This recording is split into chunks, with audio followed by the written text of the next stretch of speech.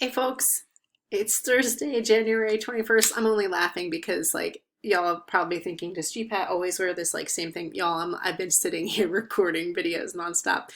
My dog is like, what are they doing? Anyway, welcome to the second day of class. Right, so today, fascinatingly enough, is the day of videos, and I promise you it's not always going to be like this. Most of the time it's going to be like super simple. We've got this flow, right? So like 75% of the time we're like listening to podcasts and talking to each other on Slack. It's just like at the beginning of class there are like so many GD videos because I've got to introduce stuff, right? So in task one, you are going to watch yet another video of me where I'm actually introducing in very broad strokes what disability and psychoanalytic theories look like. Sometimes disability studies, by the way, is talked about as CRIP theory, right?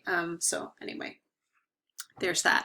I didn't use that just because I wanted it to be recognizable to you, all right? And then you can sort of make note of some important dates for the first unit, all right? So there's that. So in task two, I want you to basically understand not only the anatomy of an academic article, but more like pro tips on how to read academic articles before you just sort of like cannonball in. And I know it's gonna be like really tempting to be like, oh, I've done this before, but yeah, maybe you have, but it could be that like I share things that might end up being like easier for you. So there is a video I recorded because I do know that some people enjoy, or at least some people are auditory learners, right? But I also did just create like a document where I just kind of typed out some of those things. You don't have to read all of it. I would recommend at least reading the first two sections. They're just like bullet points. So, check that out. Okay.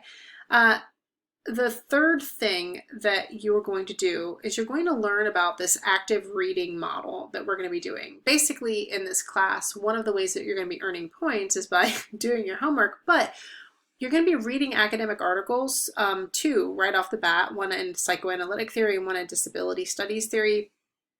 And instead of reading on your own, you are going to actually read it on Google Drive.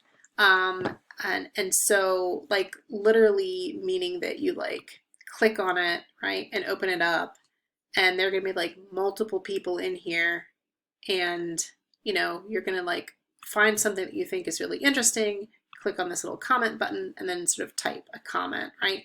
So that's what I mean by, and so everyone's, comments are going to be in there collaboratively, you'll respond to each other. So this active reading model is really kind of cool. And so there's a video where I go over it, but there's also a handout that I want you to look at, right? Now, if you're like, nah, too many videos, GPAT, you can just read the handout, right? Or you could do both, it's totally up to you. But the idea is that I want you to make sure you're doing it correctly, but I also want to honor different ways that people come to learn information. All right. There's also an example of what a successful conversation looks like. So me and my partner, who is also an academic, read this article about My Little Pony, Friendship is Magic. I shit you not, because why not, right? And so we kind of like model like what this looks like. So you'll see like I'll highlight something interesting, and then Mandy sort of responds in a way that is sort of academic, and like, so it's not just like, yes, I agree, right? Like you want to actually have conversations that, make a difference. So there's that. So this just kind of shows you what a successful conversation would look like. Okay. So there's that. And then the very last thing I want you to do, I've like created this sort of like blank copy of My Little Pony: A Friendship is Magic, and all I want you to do is just to like practice like highlighting something and commenting on it. Like you don't even have to actually read it, just like highlight something and say, this is a comment, right? And then when the way that you're going to see other people's comments is you're going to have to like refresh the document. And by refresh the document, I mean you can either close out of it and come back in, or you just press that little sort of curly Q arrow in your web browser, right? And eventually the other people's comments will load. And then I want you to also practice like responding to someone else's comment. Just, you can say, this is my response, right? Like you don't actually have to comment on it. You don't actually have to read My Little Pony Friendship is Magic, though it is a really cool article, right? So anyway, all this to say, that's what we're doing today, right? So a lot of me introducing things that are going to be done throughout the rest of the semester. So even though today is like, oh my God, too much GPAT, it's okay because eventually it's all going to be like you and us and very little of me, right? So you just get a lot of GPAT at the beginning and then almost no GPAT, right? Not almost, I mean, I'm there, but you feel what I'm saying. You're not going to see my face all the time. And that will be good for all of us, frankly.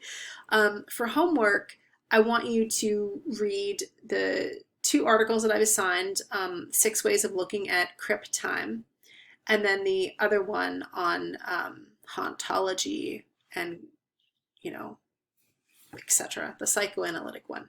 All right.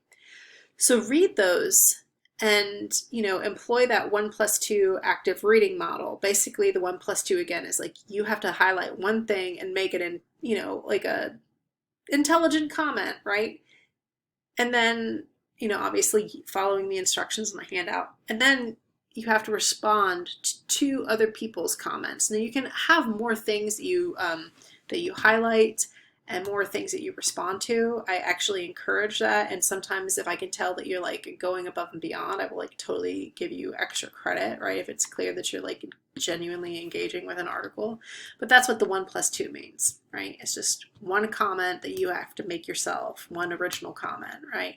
And then 2 responses to other people's comments, right? So the method to my madness here is that it's going to be less lonely, but I think you're also going to engage more with the articles when you're reading them alongside other people.